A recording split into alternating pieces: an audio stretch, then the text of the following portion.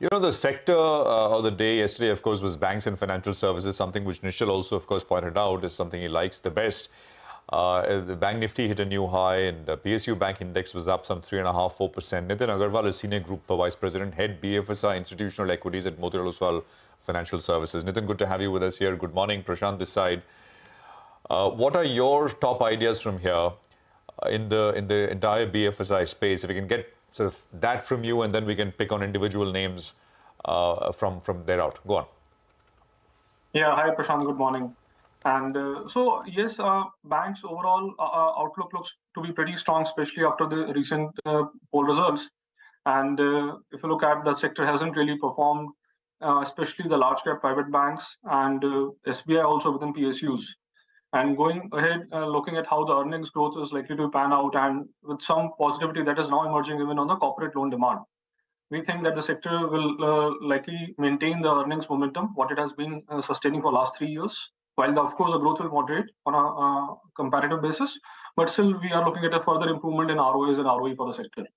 And we maintain our preference for ICICI Bank, IndusInd Bank, SBI, Axis Bank. These 4 banks are also top banks.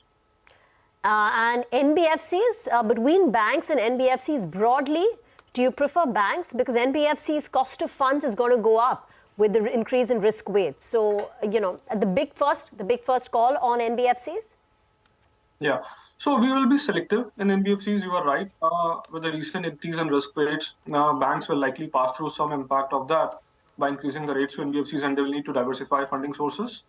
But having said that, we still find some pockets of opportunities within NBFCs. We like Chola within the vehicle financing space. Within housing space, we like PNB Housing. And within non-lending financials, which I think is another space which is seeing a tremendous interest. And with IVs likely to hold high ahead of the general elections, this space can see continued interest. So therein we continue to like stocks like Angel One, which has been a top buy for us, and looking at the huge SIP flows that are continuing and the rise in the overall AUMs for the industry. And the AMCs and the other capital market companies are also likely to do well, wherein we like a 361. Hi Nitin, morning. You know, Angel One, that one has really done well in the last few months, and that's one of the stocks that you're positive on as well. Nitin, you know, 2023 actually belonged to the PSUs, and they definitely did better than what the private sector banks. Do you think at current reckoning, give and take everything, 2024 could be tilted more towards the private sector banks, or do you believe that the PSUs still offer good opportunity? I think, see, last 12 to 18 months, it was completely the PSUs who outperformed massively. If you look at some of these banks, like doubled and even tripled over last 2-year basis. But incrementally, I think the performance, while it will remain pretty strong from both these segments, but the divergence will not be as high as what we have seen. And PSUs, there has been earlier questions around underwriting, their ability to deliver earnings across cycles. But with the possibility of this government now coming back, I think the questions therefore on the underwriting and the cyclicality therefore has come down. And to that extent, we can see continued trending in the ROAs that we are looking at these PSU banks. Most of them have already reached 1 to 1.1 ROA, and few of them are now targeting to deliver 1.2 ROA in the coming quarters and by FY25. And which is where we again see further scope of more re-rating in these banks. And just by the CAGR rollovers and growth, we think the returns can be pretty healthy in both PSUs and privates on the other hand, driven again by valuations which are very supportive, because these banks have not really performed. If you look at the top private banks, they have been very range bound in the last 1 year. So the combination of therefore the stronger growth outlook and the reasonable valuation will drive up numbers or will drive returns for these banks. And your best pick is there is SBI, Nitin, you're saying, right? Within PSUs, we like SBI, Canara, Union Bank. Okay, Canara, Union Bank as well. Do you have coverage on REC and PFC, Nitin? No, Prashant, as of now, we are not covering those names. Okay. Okay. Broadly, I mean, we spoke with the management of REC yesterday, right? They said that between now and 2030, that some I think 320 gigawatts of thermal power needs to be added. Some 30 lakh crore needs to be funded. That's the funding requirement. And they're saying that they're hoping to sort of lend about 3 lakh crores out of that between now and 2030. And the current renewable book is 30,000 crores.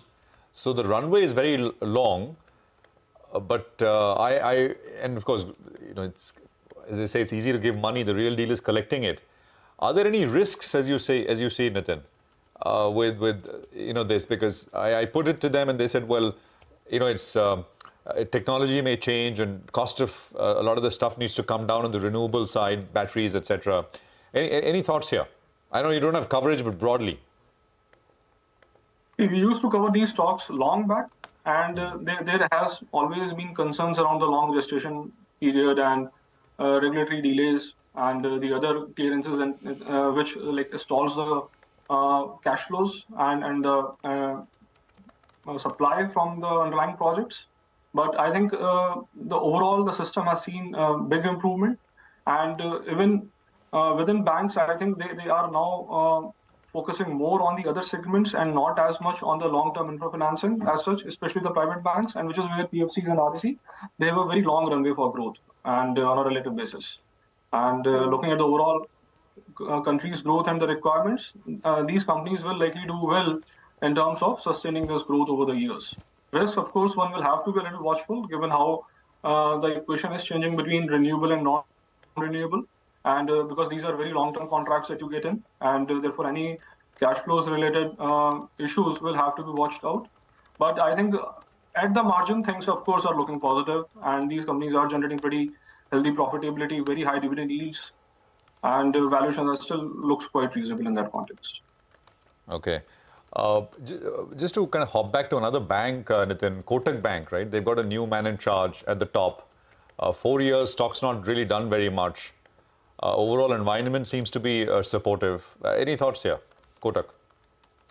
Yeah. So I think Kotak overall, we will have to see as to how the strategy remains under the new CEO, because Kotak, if you look at last 12 months to 18 months, their growth has been pretty strong in the unsecured. The overall loan growth has also been quite healthy. But with RBI continuously indicating to moderate the growth in unsecured, they've taken steps to increase the risk weight. We'll have to see how the Kotak looks at its own unsecured loan growth and what the strategy is for the new CEO, therefore. And the stock has gone through like classic derating. We downgraded the stock 3 years back, and we remain watchful of as to how the growth and the numbers will pan out. Because if I look back like last 12 or 18 months, Kotak has seen a very sharp increase in unsecured, higher than what the other banks. Of course, that is also driven by the low base that the bank is at. And but incrementally, the driver of growth, what will it be? We'll have to see. And especially also other things also will be the stability in the top management team. And we have seen in some of the other banks that post the management change, you will want to be a little more watchful around that, because the execution is going to be very important, especially such a big leadership change that has happened after such a long time. Nitin, great chatting with you this morning. Have a good day, and thank you very much for joining in.